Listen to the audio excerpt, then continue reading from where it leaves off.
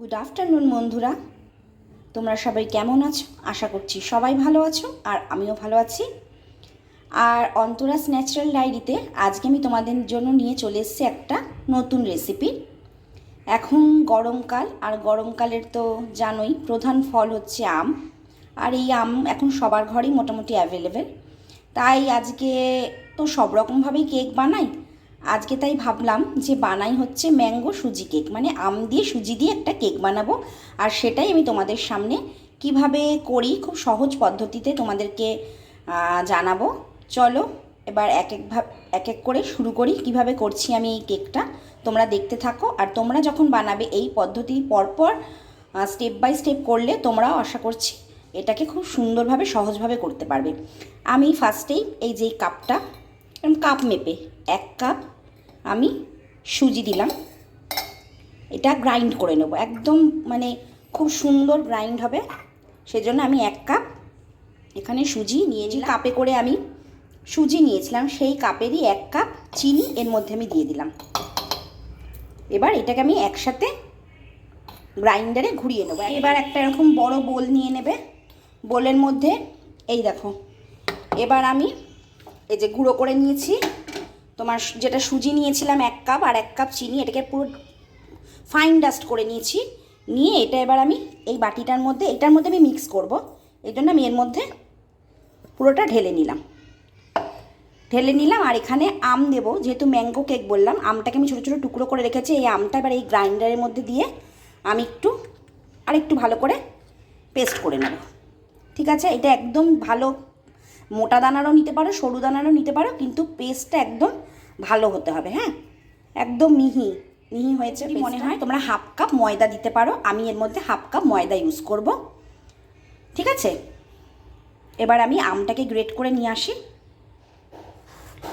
এই দেখো, বললাম যে 1 কাপ সুজিতে আমি 1/2 কাপ ময়দা ইউজ করব, দিয়ে দিলাম।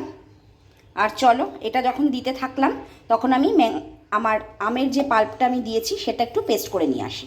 এর মধ্যে তাহলে নিলাম 1 কাপ সুজি, 1 কাপ চিনি, 1/2 কাপ ময়দা, আর এই যে ম্যাঙ্গো পেস্ট আমি তৈরি করে রেখেছি। আর এর মধ্যে ঠিক এই মেজারমেন্টে 1/2 কাপের একটু বেশি যাবে সাদা তেল। এবার এর মধ্যে তোমরা ঘিও চাইলে দিতে পারো, বাটার চাইলেও দিতে পারো। আমি এখানে সাদা তেল ইউজ করলাম, ঠিক এতটাই মেজারমেন্টে লাগবে। আর এর মধ্যে এখন এই আমের পাল্পটা দেব, দিয়ে আমি এটাকে একবারে ভালো করে পেস্ট করে 30 মিনিট, মানে তোমরা যতক্ষণ রাখতে পারবে ততক্ষণ ভালো, 30 মিনিট থেকে 1 ঘন্টা এটাকে সুজিটাকে ফোলবার জন্য দেবে।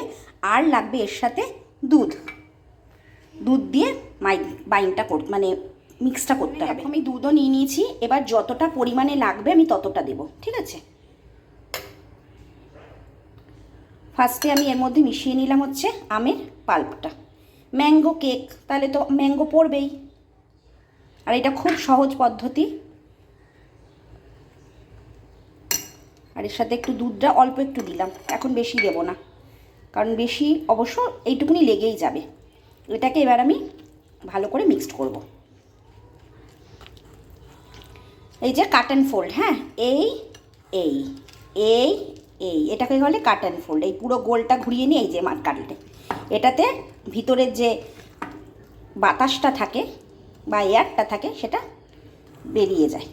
এতে তোমার এই জাতীয় ব্যাটার বা কেক, পাউরুটি, কুকিজ এগুলোতে এই যে কাট অ্যান্ড ফোল্ড, এই যে এরকম গোল ঘুরিয়ে এই যে কাটা, এটাতে যদি তোমার বাবলসটা তৈরি হচ্ছে এটা কেটে যাচ্ছে, এটা কেটে দেওয়ার জন্য।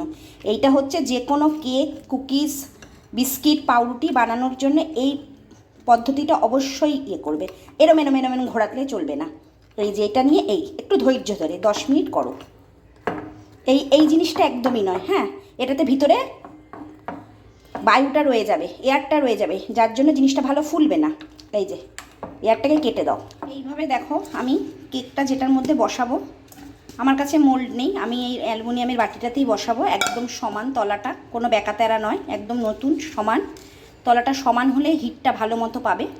আর আমি এটার মধ্যে রিফাইন তেল গ্রিস করে তার মধ্যে ময়দা গ্রিস করে রেখেছি, দেখতে পাচ্ছ অটোমেটিক উঠে আসবে। কেক লেগে যাওয়ার কোনো চান্স নেই, আর ওঠানোর জন্য কোনো কসরত করতে হবে না, একদম সুন্দরভাবে এটা উঠে চলে আসবে। এবার আমি এর মধ্যে কেকের মিশ্রণটা ঢেলে দেবো।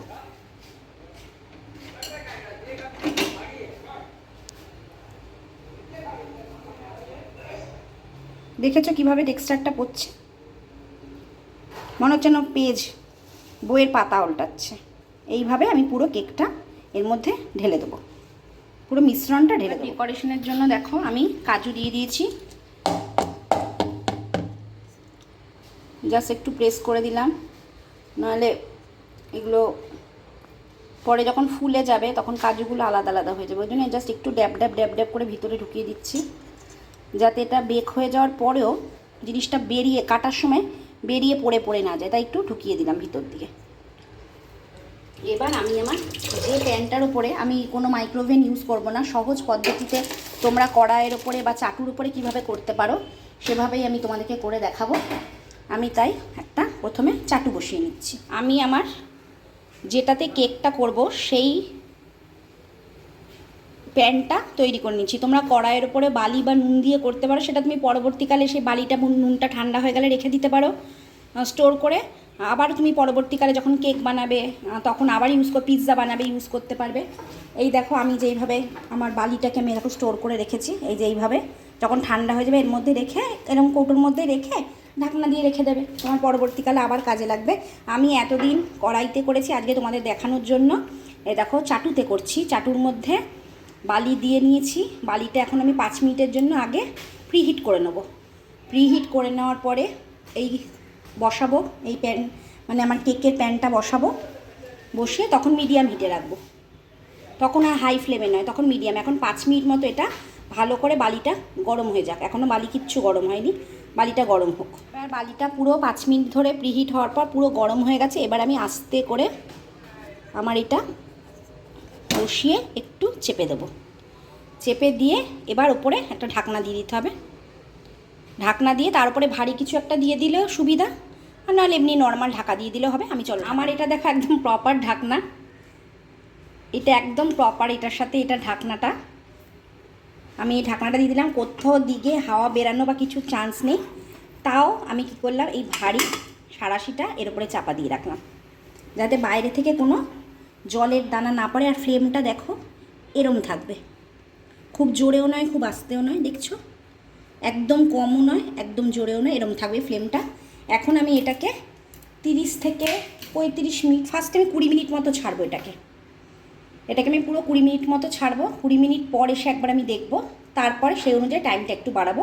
ম্যাক্সিমাম 30 থেকে 35 মিনিটের মধ্যে আমার এটা ডান হয়ে যাবে। আমি গ্যাসের ফ্লেম নিভিয়ে দিয়েছি, দেখো আমার কেক পুরো রেডি।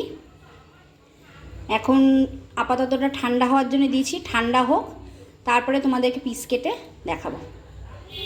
এখন এই সবেমাত্র আমি গ্যাসের ফ্লেমটা বন্ধ করেছি, আর এই দেখো তোমাদেরকে আমি একটা ছুরি বা চামচ যা হোক তার পিছন দিয়ে দেখবে, বা টুথপিক যা থাকে, আমার এখন ছুরি, এই দেখো আমি তুললাম, কিচ্ছু চামচের পিছনে একদম পরিষ্কার, তার মানে এটা ফুললি কুকড। এবার আমি এটাকে ঠান্ডা হওয়ার জন্য দেব, ঠান্ডা হোক, তারপরে তোমাদেরকে আবার দেখাচ্ছি এটা কীরকম হয়েছে। একটু ঠান্ডা হওয়ার পরে আমি কেকটাকে উল্টো করে নিয়েছি, আর এই দেখো কেমন সফট হয়েছে। এখনও খুব গরম যদিও বা, তাও তোমাদের জন্য এটা উল্টে আমি দেখালাম। দেখি এবার আমি ওটাকে উল্টাতে পারি নাকি, প্রচণ্ড গরম প্রচণ্ড। এই দেখো, আর এই দেখো কত ফ্লাফি হয়েছে, কাজুগুলো পুরো ঢুকে গেছে। তোমাদেরকে একটুখানি কেটে দেখাই, এখনও ঠান্ডা হয়নি, তা আমি তোমাদেরকে একটু কেক কেটে দেখাই, কি সুন্দর আমের মতো গন্ধ বেরোচ্ছে। একটুখানি কেটে দেখাই, ঠান্ডা ভালো মতো না হলে এটা তলাটা তো দেখলে পড়েও নি ওঠেও নি, খুব সুন্দরভাবে উঠে গেছে, কিচ্ছু একটুকু লাগেনি। আর এই দেখো, আর আমার পাত্র আমি যেটাতে কেকটা বসিয়েছি সেটা খুব ছড়ানো বলে জিনিসটা বেশি বড় হতে পারেনি। আর এই দেখো তোমাদেরকে দেখাচ্ছি কতটা সফট হয়েছে, দেখো এই দেখো, দেখে তোমরা বুঝছো কতটা সফট হয়েছে। তাহলে এইভাবেই তোমরা খুব সহজে ঘরে থাকা উপকরণ দিয়ে বানিয়ে নিতে পারবে গরমকালের ম্যাঙ্গো সুজি কেক। তাহলে তোমরা বানিয়ে নাও। আর আমার রেসিপিটা তোমাদের সাথে শেয়ার করলাম, তোমাদের কেমন লাগলো অবশ্যই কমেন্টের মাধ্যমে জানিও। আজকের মতো তাহলে অন্তরাস ন্যাচারাল ডায়েরি এখানেই শেষ করলাম। আমার সাথে এতক্ষণ থাকবার জন্য আপনাদেরকে অনেক অনেক ধন্যবাদ।